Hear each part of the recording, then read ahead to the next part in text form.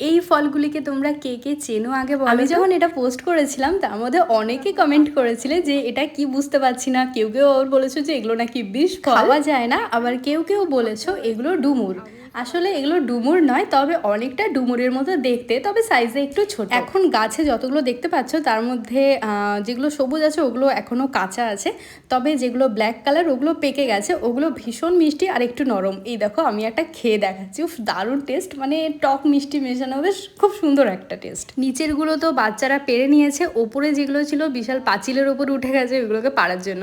হ্যাঁ, গাছটা হচ্ছে বিশালের যে পাম্পের অফিস, এখানে কয়েক বছর আগে এটা বিশাল বসিয়েছিল নিজের হাতে, আজকে দেখো এত বড় হয়ে ফল দিচ্ছে। দাঁড়াও দাঁড়াও, গাছের নামটাই তো তোমাদেরকে বলা হয়নি। এই গাছটা হচ্ছে ফলসা গাছ।